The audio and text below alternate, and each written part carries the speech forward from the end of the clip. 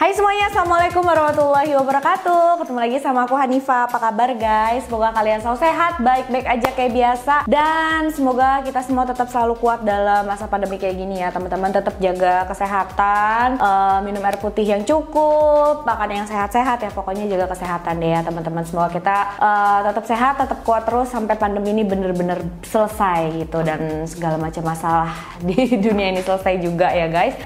Selamat datang untuk kalian yang baru pertama kali nonton. Aku upload video baru setiap hari Selasa, Kamis, dan Sabtu jam 8 malam. Jadi stay tune, jangan lupa nonton guys. Dan untuk kalian yang udah join sama membership aku, thank you so much. Makasih banget teman-teman, supportnya luar biasa. Untuk kalian yang belum join, mudah-mudahan bisa secepatnya ikutan join juga ya. Karena murah banget, per bulannya itu cuma Rp5.000 aja. Kalian bisa dapat video tambahan 2 video loh per bulannya guys. Oke, jangan lupa ya.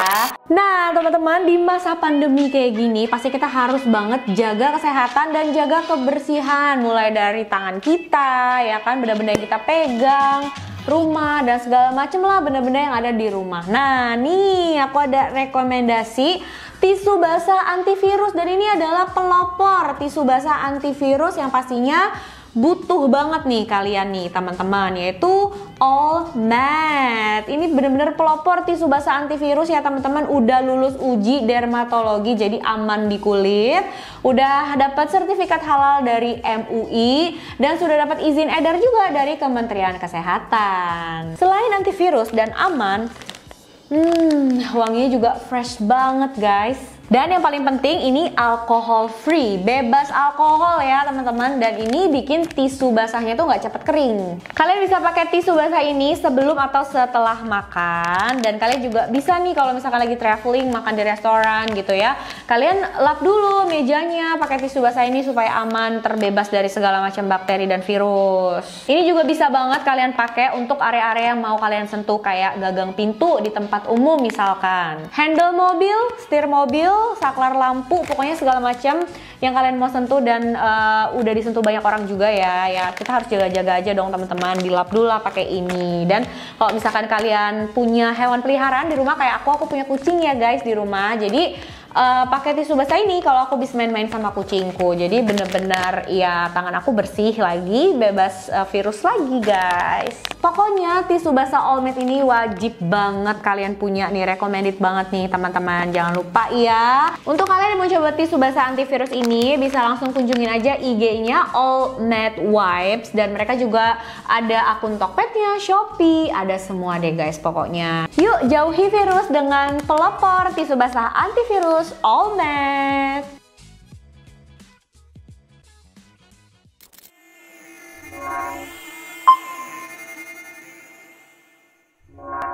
Oke guys, kasus yang mau aku bahas hari ini bikin gondok banget sih. Karena cerita itu ada kakak beradik asal Vietnam, mereka datang ke Inggris. Niatnya ya mau cari kehidupan yang lebih baik di sana. Mereka berhasil nih teman-teman, jadi pengusaha sukses gitu, dan mereka juga melakukan berbagai macam kegiatan amal. Tapi kebaikan mereka ini malahan dimanfaatkan sama orang jahat yang ada di sana. Dan mirisnya lagi, orang jahatnya itu adalah orang yang udah mereka percaya gitu loh guys. Kejadiannya luar biasa tragis dan mengerikan ya teman-teman. Jadi kira-kira apa yang terjadi dengan mereka? Gimana cerita lengkapnya? Langsung aja yuk kita bahas.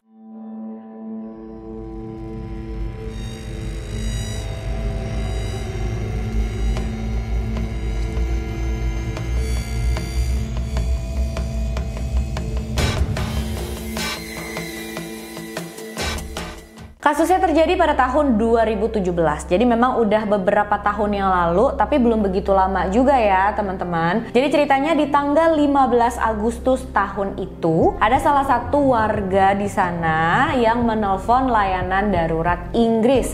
Dan warga ini tinggalnya tuh di area pedesaan yang bernama Shiny Row. Di telepon itu, warga ini bilang katanya dia mendengar suara ledakan, terus dia ngeliat kayaknya ada mobil yang terbakar. Jadi di sana itu memang memang masih banyak padang rumput ya teman-teman, daerah-daerah yang kayak pelosok, terpencil gitu. Nah di salah satu area padang rumput yang terpencil itulah gitu, dia kayak ngeliat, oh itu kayak ada kebakaran, dia juga dengar suara ledakan gitu. Akhirnya dia telepon lah layanan darurat. Setelah dapat laporan dari warga ini, petugas pun langsung cepet-cepet datang ke sana untuk periksa, dan bener aja guys, mereka menemukan mobil yang terbakar di sana.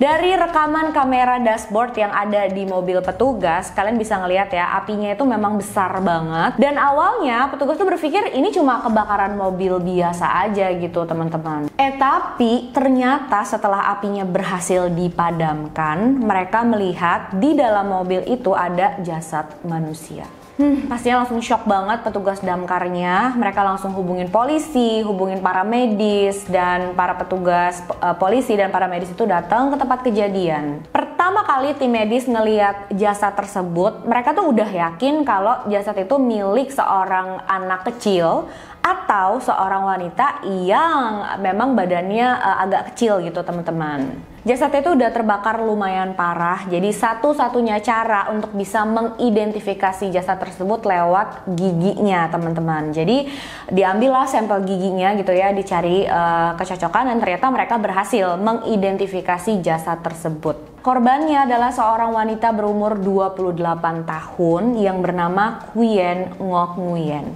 Dan pertama-tama pastinya petugas punya satu hal yang berat banget yang harus mereka lakuin, yaitu mereka harus menyampaikan berita menyedihkan ini ke keluarga korban. Dan seperti yang udah bisa kita semua tebak lah ya guys, pastinya keluarga korban itu shock dan sedih banget. Tapi sebelum aku lanjut lagi nih ceritain kasusnya, aku mau ceritain dulu sedikit ke kalian riwayat kehidupan korban, yaitu Nguyen Ngoc Nguyen ini ya guys.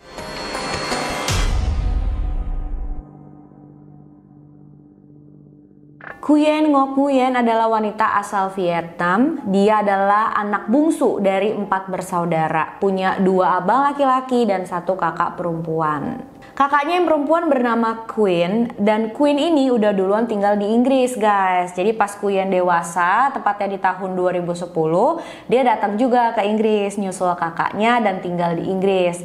Pada saat datang ke Inggris itu, Queen ini memang sudah punya anak 1 dan lagi hamil anak keduanya. Jadi anak keduanya itu dilahirkan di Inggris. Aku juga nggak tahu pasti hubungannya Queen dengan suaminya tuh kayak apa. Apakah mereka sudah berpisah, makanya Queen nyusul kakaknya ke Inggris, atau mereka masih bersama cuma mungkin kehidupan mereka di Vietnam kurang sejahtera, terus Nguyen datang ke Inggris untuk punya kehidupan yang lebih baik. Aku juga nggak tahu ya guys, karena aku udah coba cari infonya tapi nggak ada info pastinya gitu. Yang jelas pada saat Nguyen datang ke Inggris, memang menurut kakaknya ya Nguyen mau cari kehidupan yang lebih baik untuk dia dan kedua anaknya. Nguyen kuliah di Universitas Ekonomi London. Dia tinggal bareng sama kakaknya di sebuah rumah yang ada di pinggiran kota Newcastle, Inggris. Menurut kakaknya, semenjak Nguyen lahir, itu memang sudah membawa kebahagiaan yang besar banget buat seluruh keluarga gitu.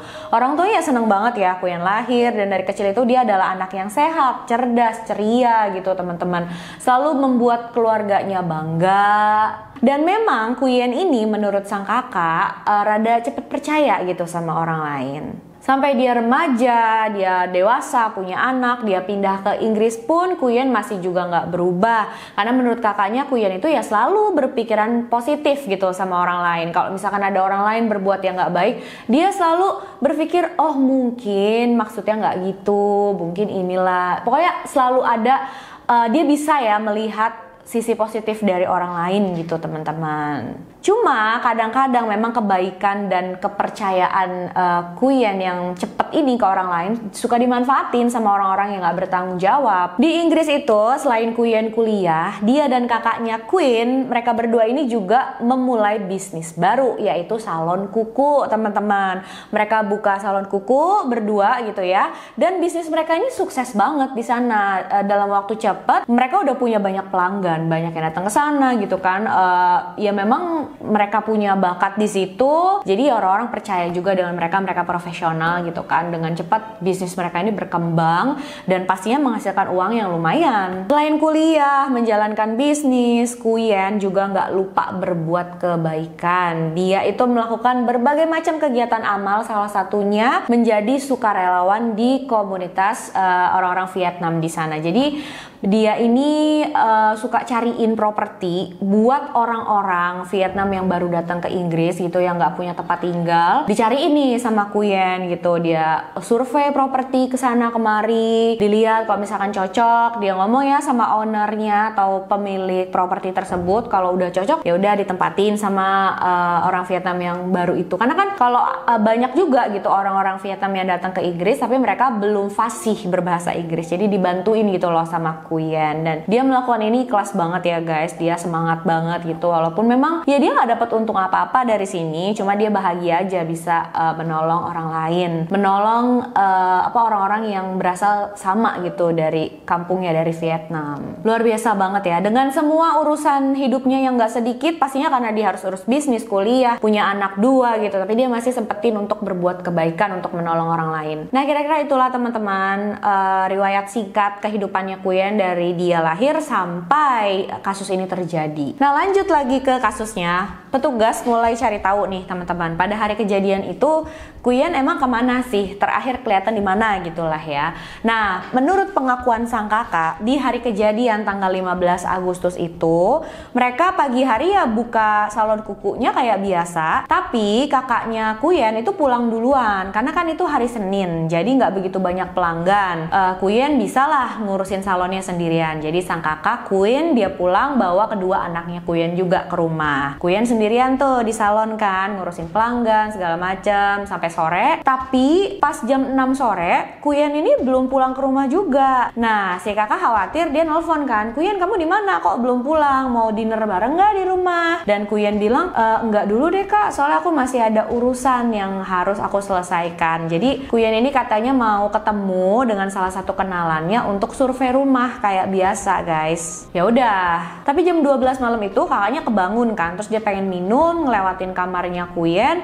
Loh kok kamarnya masih kosong, Kuyen ini masih belum pulang juga guys. Kakaknya udah khawatir banget, dia coba telepon lagi ke handphonenya Kuyen tapi nggak nyambung. Kuyen sang kakak saat itu masih berpikir positif ya, dia nggak mikir macam-macam. Dia mikir oh mungkin adikku lagi main kali ya sama temennya, nginep di rumah temennya, lagi senang-senang, ya udah nggak apa-apa deh, bagus, kasihan kerja terus mungkin sumpek gitu, pengen ngumpul sama teman-teman, pengen happy-happy lah. Tapi sampai besok paginya, siang, Kuyen masih belum pulang juga, nggak ada kabar sama sekali dari dia guys. Dan ini nggak biasanya terjadi ya. Kalau Kuyen mau kemana-mana, dia tuh pasti ngomong sama kakaknya. Jadi saat itu Kuyen udah mulai khawatir banget, dia udah feeling gitu ya, ada sesuatu yang nggak beres nih kayaknya terjadi sama adiknya. Langsung dia datang ke kantor polisi dan melaporkan kalau adiknya Kuyen menghilang. Tapi mirisnya sekitar jam 3 sore di tanggal 16 Agustus, Kuyen dapat kabar dari polisi dan bilang,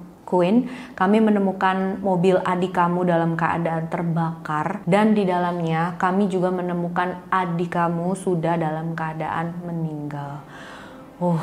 Pastinya berita yang gak gampang buat diterima ya, karena baru aja kemarin dia ketemu dan adiknya baik-baik aja, terus tiba-tiba dapat kabar kayak gitu.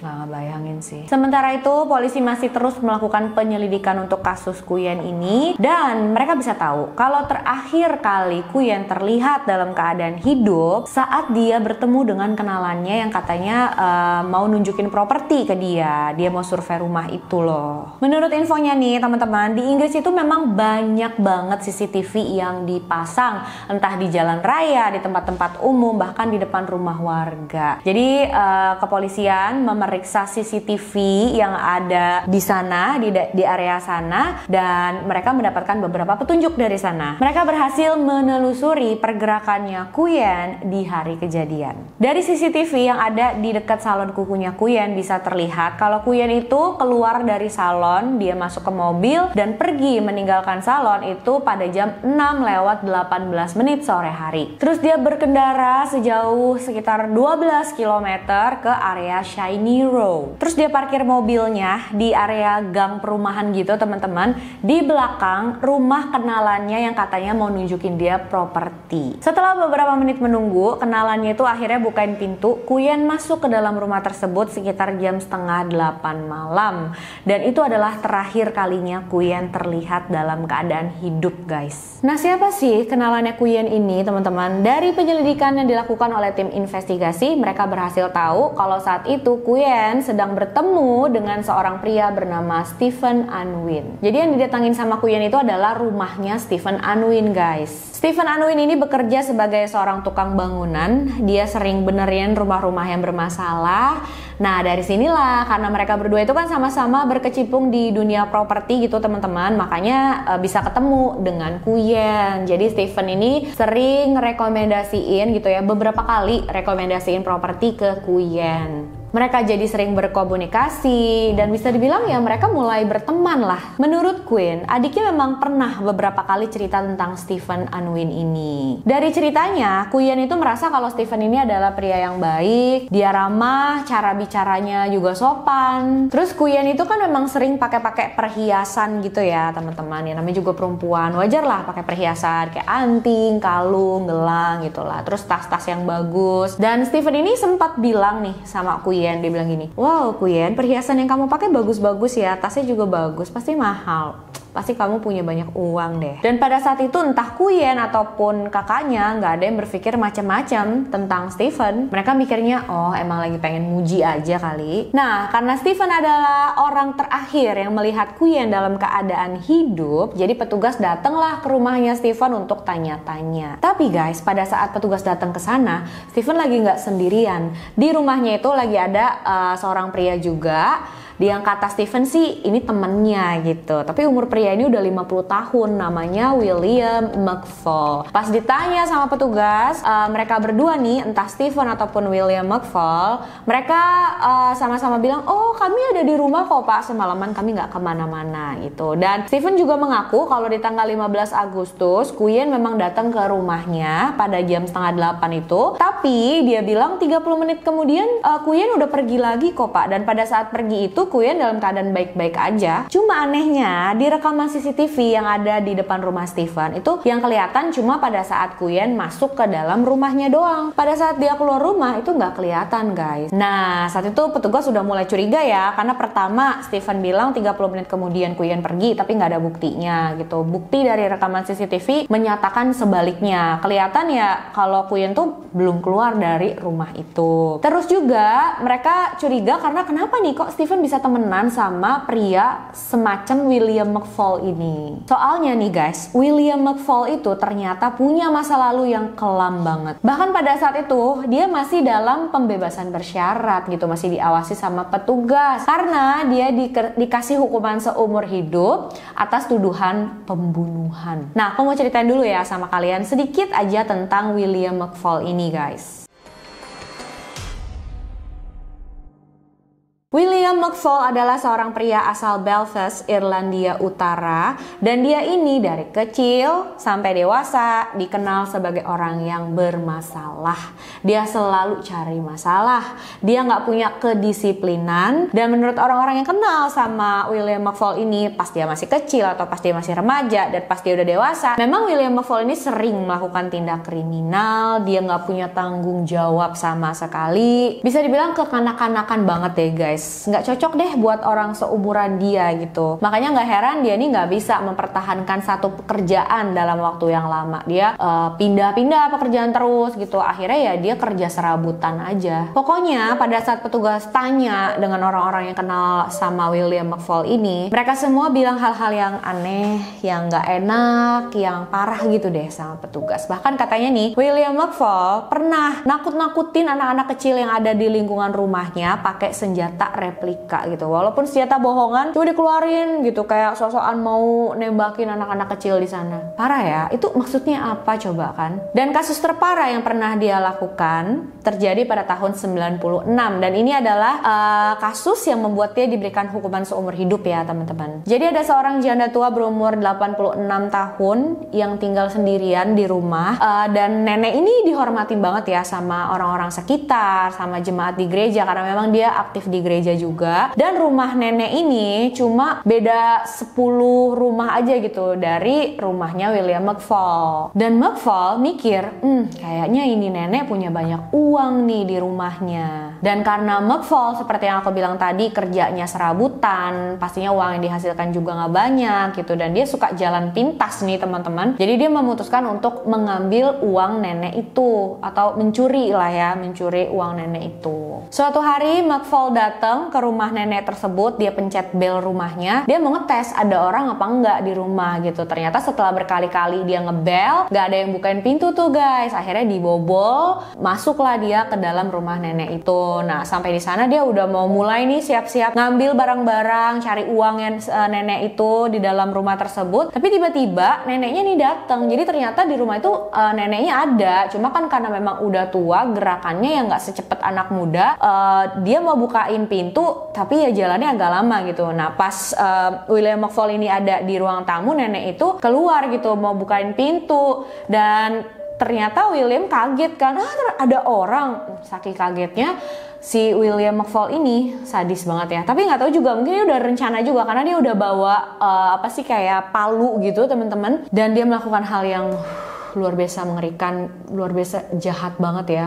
Tega banget. Dia memukul bagian belakang kepala nenek tersebut sebanyak 3 kali dengan palu yang dia bawa itu, dan pastinya ini membuat nenek tersebut meninggal seketika. Mirisnya, McFaul itu cuma bisa dapat uang sedikit aja dari rumah tersebut. Jadi memang nenek itu nggak nyimpan uang yang banyak di rumah, nggak seperti dugaannya McFaul guys. Aduh, benar-benar kelewatan ya, melakukan hal sadis banget kayak gini sama lansia yang udah nggak mungkin bisa ngelawan. Benar-benar pengecut banget sih menurut aku. Jasad nenek tersebut ditemukan keesokan paginya sama perawat yang biasa mengurus nenek itu gitu. Kalau pagi kan perawatnya datang. Nah pada saat dia datang, dia menemukan jasad nenek tersebut guys. Singkat cerita, dari penyelidikan yang dilakukan oleh polisi, mereka bisa yakin kalau pelakunya adalah William McFaul. McFaul pun ditangkap sama polisi, tapi pada saat ditangkap pun dia masih kayak mengelak ya guys. Enggak pak, enggak, aku nggak melakukan itu, aku nggak tahu. Dan dia malah nyalahin keluarga nenek tersebut. Mungkin keluarganya kali pak, anggota keluarga datang ke sana menghabisi nenek itu karena mereka pengen warisan. Sampai akhirnya polisi berhasil nemuin sidik jari dan DNA-nya McFaul di dalam rumah nenek itu. Dikasih tahu ya ke William McFaul, dan saat itu baru deh dia ngaku guys. Jadi memang dia ini bukan tipe orang yang cepat mau ngaku gitu ya kalau melakukan kejahatan. Ya dia melawan dulu lah gitu. Kalau misalkan nggak ada bukti yang ini, dia masih berpikir bisa lolos gitu, dan dia nggak bakalan ngaku. Untuk pembunuhan yang dia lakukan pada nenek tersebut, William McFaul diberikan hukuman seumur hidup. Nah setelah 5 tahun menjalani hukumannya, William McFaul dipindahin dari penjara yang ada di Irlandia Utara ke penjara Inggris guys. Dan di penjara yang ada di Inggris itulah dia bertemu dengan Stephen Unwin. Dia bertemu dengan Stephen di dalam penjara, yang artinya Stephen itu juga sempat di penjara, dan memang Stephen ini juga punya masa lalu yang kelam sama seperti William McFaul. Dia pun dijatuhi hukuman seumur hidup atas tuduhan pembunuhan. Stephen Unwin ini memang punya satu ciri khas guys. Jadi dia itu seneng banget membakar. Dia pernah beberapa kali mencuri barang-barang yang ada di dalam mobil seseorang, habis itu mobilnya dibakar sama dia. Terus dia juga pernah beberapa kali merampok rumah orang, habis itu rumahnya dibakar sama dia. Bahkan 1-2 kali ada orang di dalam rumah itu guys pada saat dia bakar gitu, dan untungnya bisa diselamatin. Tapi nggak tahu kenapa dia nggak dikasih hukuman yang berat. Mungkin karena waktu itu dia juga masih di bawah umur, karena masih remaja itu dia ngelakuinnya guys. Tapi di tahun 98 aksinya Stephen ini udah fatal banget. Stephen lagi-lagi membakar rumah orang yang habis dia rampok. Penghuni rumah itu adalah seorang kakek yang berumur 80 tahunan. Dia tinggal sendiri di rumah itu. Dan parahnya ya, sebelum Stephen membakar rumah tersebut, dia memukul kepala kakek itu dulu sampai kakek ini udah nggak sanggup bergerak lagi. Jadi ya pas kebakaran terjadi, dia nggak berhasil menyelamatkan diri, guys. Aduh Tuhan, kalian bayangin nggak sih?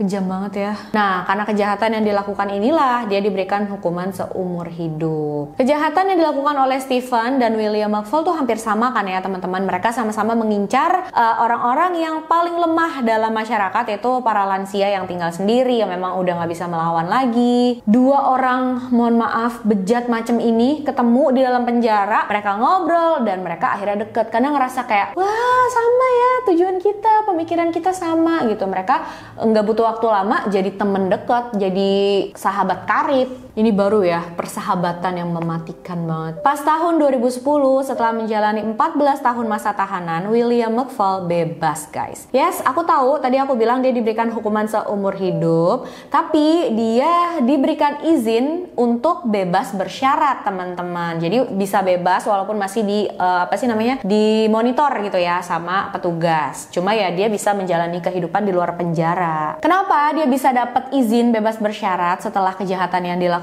ini? Karena petugas pembebasan bersyarat berpikir kalau William McFall ini sudah sadar dengan kesalahannya, dia sudah menyesal, dia tahu itu buruk, dan ya menurut petugas dia pantas untuk mendapatkan izin bebas bersyarat. 2 tahun kemudian Stephen mendapat kesempatan yang sama juga. Dia bebas juga, guys. Dia diberikan izin untuk bebas bersyarat. Karena apa ya? Alasannya sama dengan William McFall tadi. Seharusnya walaupun mereka udah bebas itu kan masih dimonitor ya sama petugas, tapi entah gimana Stephen dan William McFall itu mereka berhasil berkomunikasi di luar penjara. Mereka berhasil punya hubungan lagi gitu loh. Padahal 2 orang penjahat kayak gini bersatu itu kan bahaya banget ya, guys. Jadi pas Stephen bebas dari penjara, dia kan tahu ya William McFall juga udah bebas. 2 tahun sebelumnya dia mulai cari-cari tuh di media sosial. Ketemu tuh Facebooknya William McFall, dihubungin sama Stephen lewat situ. Mereka mulai berkomunikasi, mulai deket lagi, main bareng, sering ketemuan. Pokoknya sering menghabiskan waktu bareng-bareng. Leluasa banget, guys, mereka. Aku juga bingung kok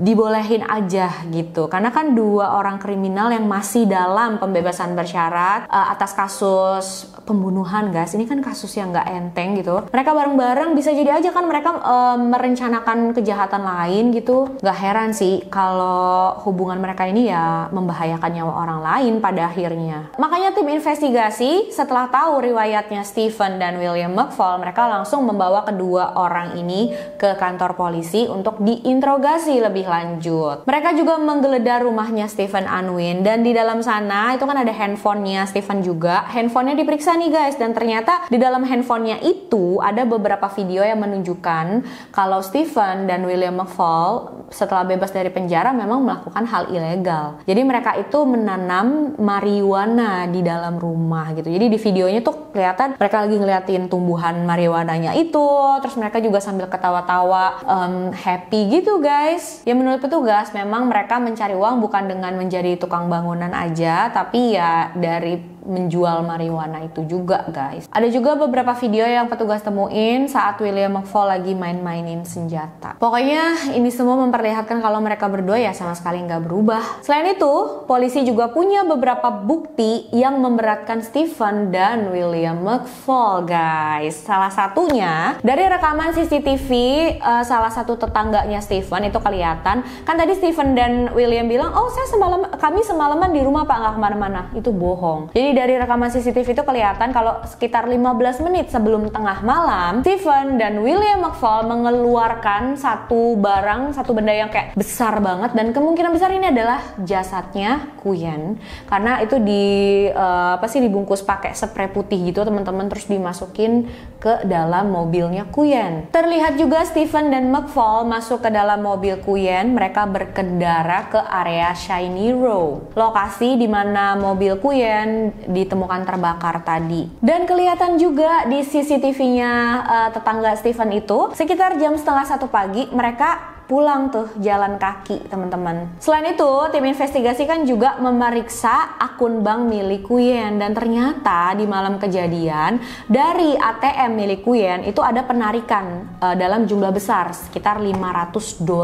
teman-teman. Bisa kelihatan juga kan ya teman-teman, penarikan itu dari ATM mana, kapan. Nah, diperiksalah sama petugas ke ATM tersebut, dan di sana kan ada CCTV. Dilihat rekaman CCTV-nya pada jam penarikan uang itu, siapa sih yang narik uangnya, dan ternyata dia adalah Steven. Kelihatan banget tuh di rekaman CCTV-nya, Steven yang masuk ke dalam supermarket. Jadi di dalam supermarket itu ada mesin ATM, dia ambil uang $500 dari rekeningnya Kuyen. Nah, pada saat itu ya Steven pakai topi, pakai kacamata hitam. Mungkin dia berpikir dengan begitu dia jadi nggak dikenali ya. Ya padahal tetap aja masih kelihatan jelas guys. Dan nggak cuma sekali ya teman-teman, dia ambil uangnya 2 kali. Pertama $500 ditarik, terus habis itu $500 lagi, jadi total $1.000. Bah, dengan semua bukti ini udah cukup banget untuk mendakwa Steven dan William McFaul atas pembunuhan pada Kuyen. Tapi tetap aja walaupun bukti-buktinya tuh udah jelas, udah banyak gitu ya teman-teman, mereka berdua di pengadilan tetap mengaku nggak bersalah,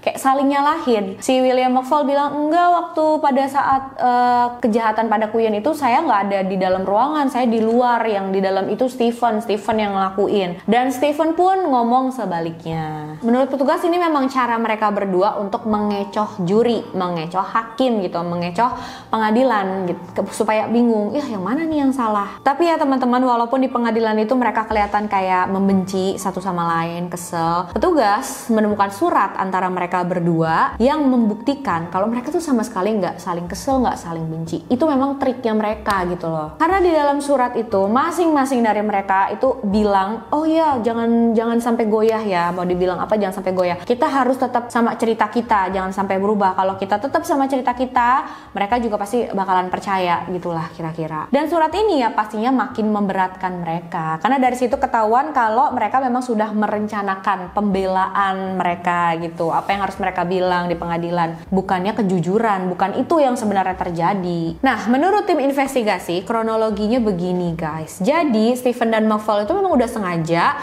membuat Kuyen untuk datang ke rumah Steven, karena ya mereka mau menjebak Kuyen gitu guys. Pada saat Kuyen datang masuk ke dalam rumah, ya di dalam rumah itu William McFaul sudah menunggu. Pada saat Kuyen masuk, mereka langsung menyerang Kuyen. Dan apa yang dilakukan oleh kedua iblis ini tuh benar-benar sadis banget ya Kuyen. Jadi mereka itu memang sengaja menyiksa Kuyen habis-habisan supaya Kuyen mau kasih tahu informasi keuangannya teman-teman. Ya mereka pengen ambil uangnya Kuyen gitu loh. Kayak informasi PIN ATM-nya, PIN kartu kreditnya. Setelah disiksa selama kurang lebih 3 jam, akhirnya ya Kuyen kasih juga tuh informasi keuangannya ke Steven dan William McFaul. Tapi tentu aja pas mereka dapat infonya pun mereka sama sekali nggak berniat untuk melepaskan Kuyen. Mereka nggak mungkin mau ambil resiko Kuyen bebas dan dia ngaduin ke polisi gitu. Jadi ya mereka pastinya memang berniat untuk menghabisi Kuyen. Padahal akhirnya mereka ketahuan juga ya guys. Dan dari hasil tes yang dilakukan oleh tim forensik, di celananya Steven dan William McFaul itu masih ada DNA-nya Kuyen. Yang artinya kemungkinan besar mereka itu sempat memperkosa Kuyen dulu sebelum menghabisi dia. Dan ya kemungkinan nggak cuma sekali juga guys. Aduh.